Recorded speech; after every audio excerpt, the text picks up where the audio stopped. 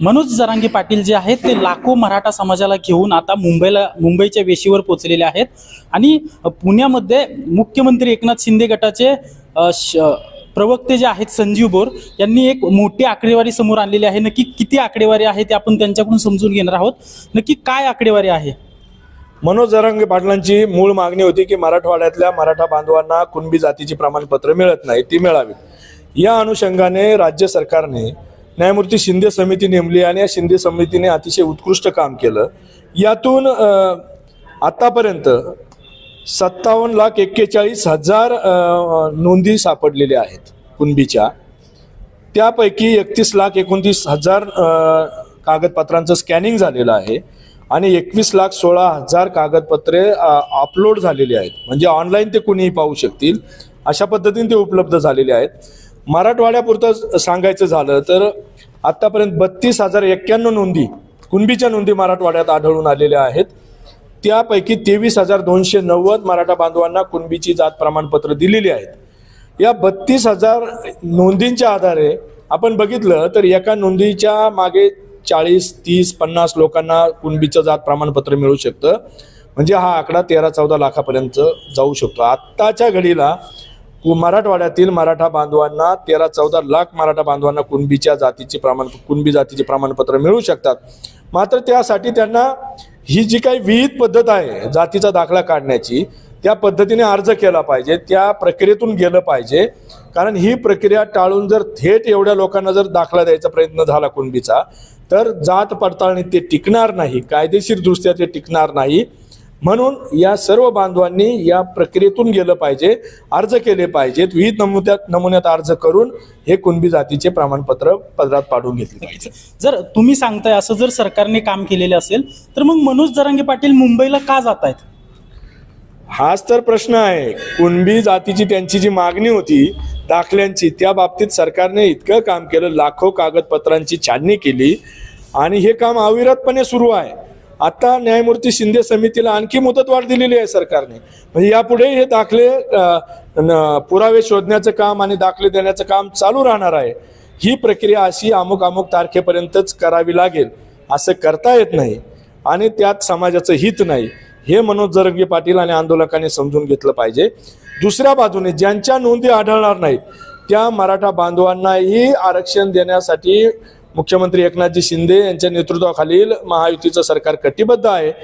त्यासाठी सर्वोच्च न्यायालयातलं curative petition राज्य सरकार अतिशय ताकदीने त्या ठिकाणी मराठा समाजाची बाजू मांडतंय आणि तिथेही काही अडचण आली तर दुसऱ्या बाजूने 23 जानेवारी ते 31 जानेवारी या कालावधीत मराठा समाजाचं आणि खुल्या प्रवर्गातील तत्सम जात घटकांचं व्यापक सर्वेक्षण सुरू आहे।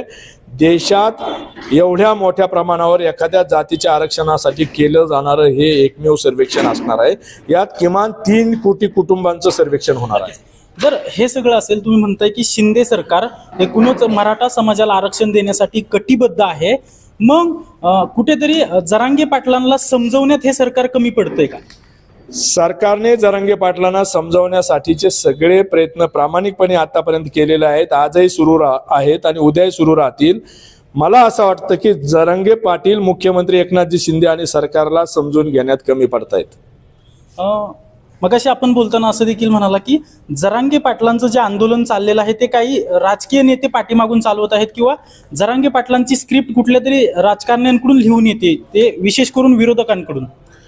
विरोधकांचा या आंदोलनाला फूस लावण्याचा प्रयत्न लपून राहिलेला नाही। त्यांचे जे नेते या आंदोलनाच्या तयारीत वेळोवेळी स्पष्टपणे उघडपणे दिसलेले आहेत। आंदोलनाच्या बाबतच्या त्यांच्या ज्या भूमिका आहेत, विरोधकांचं यामागे कुटील राजकारण आहे असं मला वाटतं। कारण या आंदोलनाच्या आडून मुंबईला वेठीस धरायचं, महाराष्ट्रातली सामाजिक शांतता बिघडली आणि सरकार अडचणीत आलं तर त्याचा राजकीय फायदा घ्यायचा। आता जे म्हणलं की जरांगे पाटलांच्या आंदोलनात नेते समाविष्ट आहेत किंवा तयारी करताना दिसत आहेत आंदोलनाची, ते नेते कोण आहेत नक्की? आज आपण बघितलं ना एपीएमसीला, तिथे एपीएमसी मार्केट वाशी नवी मुंबईत जेव्हा आता जरांगे पाटलांचा हे सगळं लवाजमा तिथे पोहोचणार आहे, त्या ठिकाणी या आंदोलनाच्या तयारीसाठी आदरणीय शरद पवार गटाचे आमदार शशिकांत शिंदे जातीने दिसून येत आहेत, तयारी करताना दिसून येत आहेत.